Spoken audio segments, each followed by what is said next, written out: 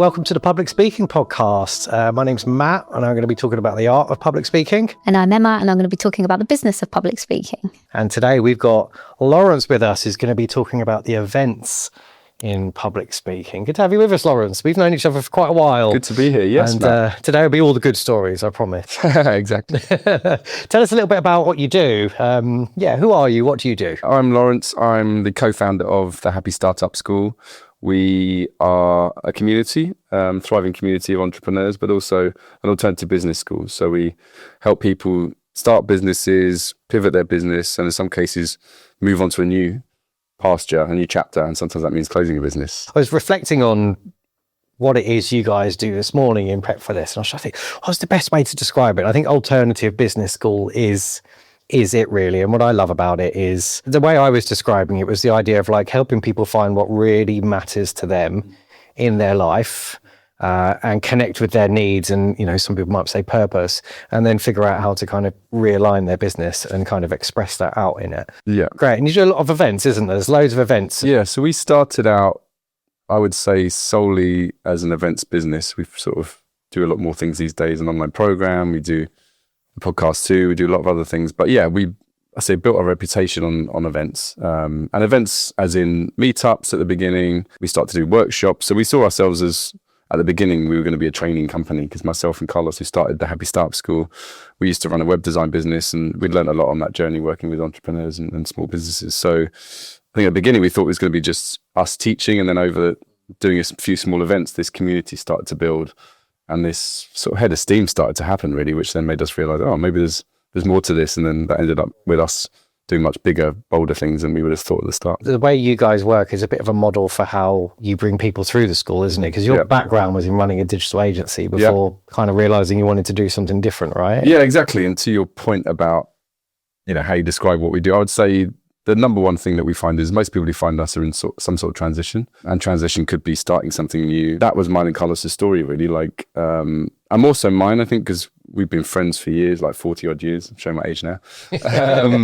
But yeah, we ended up falling into the same industry. He was a scientist turned programmer. I was a kind of failed economist turned web designer. And we both got a bit disillusioned with working with big agencies in London, and then set up together in Brighton. That was always my dream, to live by the sea and to have a little kind of boutique design studio. And we did that. And so that was something I was really proud of. And then didn't really have a vision for the next stage. Yeah. Didn't really know what was next, and just thought, oh, this is great, until then suddenly you're like managing a team. Then you're seeing other people running bigger companies, thinking, oh, maybe we should do that and grow that. And I was like, I don't really want to do that. It doesn't look that fun. Yeah. And actually on that quest, I guess, to understand what do I want, what do we want, I started to learn a lot more about happiness and positive psychology and purpose, like you said. But this was like 15 years ago, and there wasn't much about that then. So it was kind of a sort of fledgling field, so to speak. So yeah, in some ways we were learning and sharing as we went, which was part of that journey. And back to the idea of community, how important is it in those sort of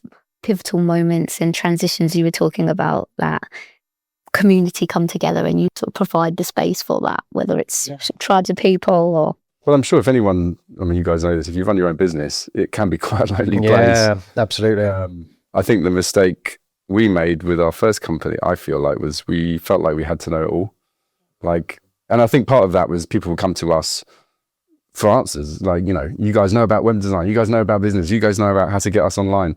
So actually showing any sort of weakness and saying, I need other people to help me build this thing, felt like a bit of a weird admission, especially like 15, 20 years ago when the world was a bit different. I think, you know, we even felt weird being in Brighton, not being in London as an agency. You know, you were trying to, I remember having like a kind of post office London, post office box in London and a meeting room, and trying to pretend it's your own. Yeah. You rent it alongside 20 other businesses. Yeah, exactly. Long story short, we found when we started the Happy Startup School, suddenly this well of support opened up, partly because we admitted that we wanted to get help, you know, and we wanted other people to share this journey with. And that just changed everything, because suddenly you're like, oh, there's all these people to collaborate with, and it's a lot more fun as well. It was a lot more fun to sort of admit that we didn't want to be siloed away in our own little world. Empowering, learning from other people and the ways they have and should and shouldn't do things too, and learn experience. Matt, do you have similar, when people come to you, there's some need and want to connect themselves to a community? Yeah, I think it's funny enough, like I've recently set up a community. It's only WhatsApp based at the moment, but within a month or two, we had, I think, 60 people who were in it, which just showed people are keen to have a space on shared journeys. And I've definitely noticed a kind of different energy, not better, not worse, but a different energy from, say, working with people in my one-to-one practice, which is, okay, where are you in your role, and let's kind of integrate stuff here, versus when people come to our intensives, or the kind of 1-day events or 3-day events, they connect. And I think we were having this conversation with Beth in a different episode, was how everyone arrives completely different people, and we've all got our labels and then all of a sudden that kind of drops, and we realize that fundamentally we've all got a really shared common ground and similar kind of like hang-ups, fears, worries, hesitations. There's a power in that shared experience, Yeah, and also definitely. feeling part of other people are on the learning journey too, right? Absolutely. Yeah. And that's what I love about, what you guys are doing and have been doing for ages is you bring people together who, and we've talked about this with Charlotte actually, like who are on a transition. And there's the various kind of programs that you run, but then there's your events that I'm really curious in as well for this conversation, and particularly summer camp. Yep. Which is, I guess, kind of like the jewel in the crown, really, for the Happy Startup School, isn't it? Yeah. And you have all sorts of speakers and workshops. Of course, you create that, you run it, you host it to a certain extent as well. Tell us a little bit about what makes it work. So summer camp, I would describe it as our flagship event. Someone described it recently, which I quite like, as the heartbeat of our community. It's like an annual sort of pulse, where all the good stuff happens. And in some ways, everything we've done since would never have happened without it. It's been like the nest almost for all the ideas that have come out of the community. I actually think it's like, I was talking to someone this about yesterday. A lot of people think they want to start a community. And as you found, maybe with that WhatsApp group, it can be quite hard to sort of manage and nurture a community. So I always say, don't start one if you don't need one. And I actually think it works because I want that event to exist. I need it. Yeah. I need that every year. I need that pulse of connection, and I get so much joy from it. Carlos, my co-founder, gets it, all the team that we built. So like that kind of intrinsic need for connection, I think is so important. And I say that because it can be easy to look at it on paper and think, doesn't make any sense, like either whether it's financially or just energetically. Like if you're an accountant, you'd look at it and think it was this crazy business move. Yeah. Because it's really hard to make money on events like that, especially when you want to put everything into it. But we realized like that doesn't have to be the thing that makes the money. It's the brand builder, the community builder, the legacy, really. Like the impact of summer camp is way bigger than me or Carlos or any of our team or speakers. It's like a kind of collective effervescence of people coming together. So for me, the thing that makes it work is, just that shared intention, I think, of, we all need this in-person gathering, and we can't quite put our finger on what it is, but that energy to sort of inspire each other through stories, which I'm sure we'll talk about, through a shared reality as well. Because, like you said, you can turn up as a stranger to an event like that and feel like, oh my God, everyone's going to know each other, and we're always very conscious of that. But actually, knowing that you're all at this start point together, no one else will have, that weekend is going to be unique because of all the people that come. So I think that's part of it for us. So you have speakers at those events as well. And what is your process in how do you choose or decide who comes to speak at your event? Especially $1 million question. This is like Colonel Sanders' secret recipe, isn't it? But you've mentioned the word happy and joy, and obviously there's a certain atmosphere you're trying to curate. Yes. Yeah, I mean, we have a sort of, I'd say, a set of values at the Happy Startup School. So our core values at the Happy Startup School are learning, play, and friendship. So those have been there since day one. They're part of almost me and Carlos's DNA, I would say. That's almost like a undercurrent of like what we seek in relationships, in work and life. It's not too serious. There's an element of play. There's an element of, we're learning from them. Like we always are attracted to people that we can think, I can learn something from them. And the friendship part, like again, connection being an important thing. So we don't want someone who's coming into, which I think is a danger of like, I want to come to inspire your audience. I don't need this, but I'm going to come and be the one who knows it all. I'm the one who's been there and done it and been on my business journey, and I'm going to show you my 7 steps to success. Like that's not what we're looking for, because for us, that's just not relatable for most people, I think. Yeah. And they're either starting out or on a journey. If someone's standing up there not showing any vulnerability and they're just looking the smartest person in the room, that just kind of kills the mood, really, because everyone else feels like, oh God, they've got it worked out and I'm still here. And I thought that, Yeah, it's such a big gap between someone sat in the audience and someone on stage sharing their journey. So That's not going to land with the people that are there. So that, you know, there's also... And it's not realistic as well, because anyone I talk to who's ever done anything successful, they've always got a story behind the scenes. You know, they've always got, oh, you think it looks, yeah, but don't believe everything you see on Instagram. It's like the swan and the legs underneath, isn't it? You know, the old age-old metaphor there, isn't it? A bit like when we were running agencies, we'd see all these, you know, bigger agencies than us, more successful, and then you talk to the founders over dinner and you get a very different story. So Yeah. those are the stories that we seek, those kind of more vulnerable, more authentic, more real stories, actually. I love that. And we talk about leveling the stage quite a lot and making room for the underdog and for voices that aren't necessarily shouting the loudest, but have something really genuine to say. Yeah. And I think a lot of people feel like they have something to say, but it doesn't necessarily land. And a lot of those wisdoms are in the individuals and the stories and that, you know, that learned experience that we've gone back to. In your work, Matt, how often do people come to you and aren't aware of those stories? Perhaps they're very good at what they do as a professional, but is it something like the Happy Startup summer camp or courses or working with a coach can help you kind of bring out some of that? Maybe you're not even aware of it. Yeah. I think I see this loads, and I'm sure you've seen it loads as well, is that a lot of people come thinking that the story people want to hear is the story that's not about them. You know, it's about the stats or the facts. Why would anyone care about my story? How do you 10x or the my trends business? or whatever, you know. And it is funny, like it's only recently I've been working with you know, a founder of a fintech firm. I think we were talking about this recently. And, you know, the shift we've gone on from, you know, oh, here's a bunch of stats around this industry and here's what we're doing, to, you know, I remember seeing, it was great, you know, seeing him like change a piece completely where he kind of came on stage with a Game Boy in his hand and started about, he's had this since he's 16, you know, and how these parallels that have been seen in the industry are similar to the parallels that he's seen as a lifelong gamer in how technology has changed.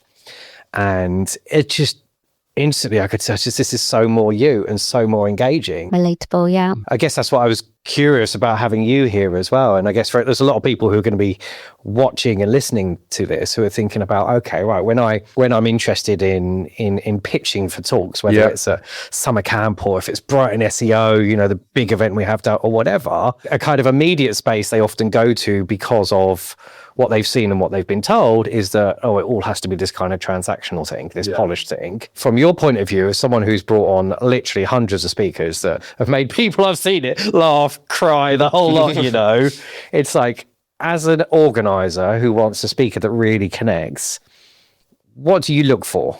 I suppose because we do summer camp once a year, we have the luxury of time in some ways. So what we find is, because we do other programs, we have visibility on lots of other people and stories. I always think of summer camp as like a collection of all the people we've met over the last 12 months. There's a few who get in who aren't part of the community already or haven't come into our world, you know, who gets suggested to us or we find.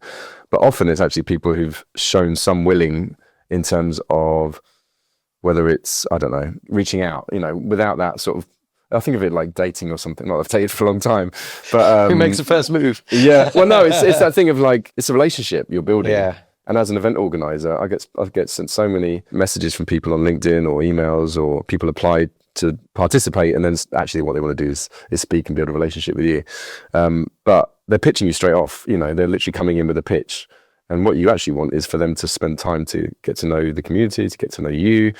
You know, they have no idea what summer camp is like until they get there. So I think what we look for is actually people who, you know, again, show that willing for, I want this, I've done my research for number one, but also they're not just doing this to hundreds of different event organizers. Yeah. But, yeah. You know, they might get something from it themselves as well. You know, it's not just transactional. No, but also they've been intentional about, like, you know, these are hubs and communities that I want to be part of, or that I believe my message is important to share within. But it's not this sort of cold pitching, you know, because that, for me personally, that just does not work, because there's so many people we've got no shortage of people we can invite to speak at summer camp. The thing that we always look for is something a bit different, a bit unique, something very real, something relevant to where we're at in the world as well. You know, at the moment, you know, this year's theme for summer camp is community wisdom, because we're looking at the advent of AI, we're looking at people being on screens a lot more, and actually people losing their ability to sort of trust their own intuition and actually to trust each other. So what we want to do is celebrate events like summer camp, communities like ours, where people, you know, all get a say and all get to help each other. rather than, again, the guru being the wise one. You know, this kind of collective shared body of wisdom that comes together. And that's, you know, so summer camp can, again, be something that we can celebrate that. And the stories we want to share, where there's a lady who's going to speak who's in her 20s, it doesn't mean that she's not wiser than me, you know. Yeah. Wisdom isn't just about age, it's about that sort of priority, really know what matters, and having that sort of perspective that a lot of us struggle with in day-to-day life. So that's why it depends on year to year, it depends on who comes into our world. But yeah, at the heart of it, I would say, is stories that move me, really, or move us. And it's that taste, knowing, you know, trusting your own gut judgment about, I think this will work because of something in that person that I see. And sometimes it's hard to put your finger on what that is. Yeah. Sometimes it's energetic as well as literal, isn't it? Yeah. You know, you feel it. And I guess that's where like emotion comes into it, really, isn't it? Yeah. It's like, is there any emotion? I don't think I've ever seen a presentation at summer camp or any of these events which haven't had some sort of emotional angle in it. And again, that's a far cry from this idea of this perfectly polished, well-honed, corporate dry speech with the king. Actually, that's not always going to be impactful. And we actually say that to them. I don't want to have the talk that you've given 20 times. Yeah. And I think, you know, the beauty of summer camp is people can come to it even if they come for the first time to speak, and they get a sense, particularly if they're not speaking on the first day. Yeah. You've probably found this, Matt. You know, it's a 3-day event. If you're speaking on the second or third day and it's your first summer camp, they'll have got to meet lots of people. They've got a sense of the vibe and the culture, and they'll go, okay, this is the place I can give the talk I really want to give. I feel safe to do this. Yeah. And I think that safety piece is so important when it's sharing your story more vulnerably. Yeah. They're not going to go into a business event and do that unless they feel comfortable with the people they're around. So yeah, feeling that the audience have got their back rather than going to sit there arms folded. Yeah. I think it's really interesting you say that you've created that kind of safe space. And I think that, you know, a lot of time in social media or in business, you put things out that you're working towards an algorithm, or you think that something's going to be put out there and it's going to be picked up in a certain capacity, or you're pitching to a certain event or stage that you want to be on. And actually what you're saying gets a little diluted in that because you're trying to appeal in a particular little box. And what's refreshing about the summer camp is that it's a real wide range of people from different angles. And again, Matt, have you worked with anybody going into such an event, or do you like it to be less polished? How does that work in terms of a speaker preparing for an event like that? Yeah, so I support, lots of speakers for summer camp, those that need support. I work with them. What's it like working? I love working with summer camp speakers because a lot of the speakers are either aiming to be already close to where I'm trying to bring the vast majority of my other clients, into a real place of alignment. In psychotherapy terms, like the idea of being in congruence, the idea that what you say and do is in line with your intentions and thoughts. And very often that is not there. And it's like, okay, come on, what do you really want to say? How do you really feel about that? What does that really mean? And when most summer camp speakers are either on a journey to get there, if they're part of the community, or the speakers are, the way I see it, the inspiration to help other people kind of continue on that journey. Here's an honest thing, is that sometimes in that space, when people are really, we heard the same from Charlotte earlier, when they're really in that kind of open space, the tap's turned on. It's not a case of you need to turn it on. Yeah. So then it's a case of it is just like, right, okay, how do we now bring all this excitement, this exuberance, this honesty, and kind of package it into something that's going to work for 500 people or whatever it is. Yeah. That's like maybe the challenge, or for anyone who's listening who's like, they're at that, it's like, right, how do I shape it now? It's about trimming. I'm glad you brought that up, because I think we have talked about, maybe the nervousness of putting yourself out there, but then also it works in the other way of, I've got all this stuff, I've turned on the tap and I've got lots to say, but it's not cohesive. Yeah, it's definitely editing, isn't it? And simplifying the message and the story. And we've had chats, because often we'll be the first person to speak to them and to sort of help them shape the story a bit, and then Matt will help take it on. But sometimes it's just a bit like too much, in terms of like, I've got this, I've got that, I've got this. So trying to create in 20, 25 minutes, which isn't a lot, a story that people will remember ultimately, or feel, not just like go, okay, that was really smart, but I felt their story, I felt them, that energy. Yeah, because there's the story, which when first uncovered is just a story. And then there's putting a story on a stage in front of a couple of hundred people. And then it does need to remain that story, but it needs to be delivered in a certain way that works for that room. I love working with summer camp speakers, but it's more of that space, right? You've got all this fizz and excitement. For everyone who's listening, so we've got a lot of people who, are going to be wanting to be that kind of speaker, and there's those who are more in the corporate space, perhaps, and we adjust what we do. But what are the kind of tips that you would say for people who are looking to get more speaking gigs that are perhaps more human? What tips would you have for speakers like that? The people I've seen sort of build a profile and get in front of us, or putting yourself in a position where people like us can spot them, they are just honing their craft somehow, whether they're on a podcast, whether they're doing small local business events or community events, but like they're just trying to be consistent and trying to hone their craft a bit. I think that element of visibility is something we help people with in our program as well. It's something, we all struggle with it. I think, we're happy to promote whether it's our clients or brands, but when it's us and our story, it can be really vulnerable. Again, because of that safety thing of like, you put yourself online, stand in a room, you don't know who's going to be there and who's going to kind of potentially be the troll. But I think that is a muscle almost that you can build. So a lot of the people we've either invited to speak at summer camp or collaborated with have again, shown that willing to just put themselves out there a bit and sometimes that we don't wait until they're perfect before we get them to speak. We will get them up when they're on that journey, and that is a leap of faith for us. But actually, those are the most sort of, I guess, connecting speakers because people want them to succeed. They want them to. I think if a CEO, you're rooting for them, incredible learning opportunity. Yeah, there's a friend of ours in the community who stood up and grabbed the mic a couple of years ago at your Church of Fail, which Matt runs on the Sunday morning, which is great. But it's just this energy shift where suddenly everyone's like, oh, like you really want them to do well, and he just said, "I'm nervous." Feel it, don't you? Yeah. But just that kind of sort of pops the balloon a bit, and the pressure dilutes a bit. So yeah, again, it's not about this linear journey from I'm no one till now I'm on stage at an event like Summer Camp. It's actually, sometimes that working out loud, being more visible is something we celebrate too, and yeah, I like those stories rather than, this guy's a dead cert, he's done 100 talks, he'll be great, and you can just switch off then. But actually, the ones that have got a bit more nuance or edge, or maybe even risk a little bit, because that's human. Exactly. Yeah. And that they're learning as they go, and it's a real story. It's not a polished one too much. So it's that balance, I guess, of being good enough to hold an audience, but also not being so polished that you're not relatable. I love that. So then for anyone listening who might be looking for a community or looking where to find the Happy Startup Company, can you point them in the right direction? Yeah, well, our website's the easiest place to go to, thehappystartupschool.com. There's loads of stuff on there, our podcasts, hundreds of articles. We've got some free guides as well if people want to download if they're thinking of starting something new or struggling with getting their idea off the ground. And yeah, our events are on there too, and our Happy MBA program, which is our sort of flagship online program that we run as well.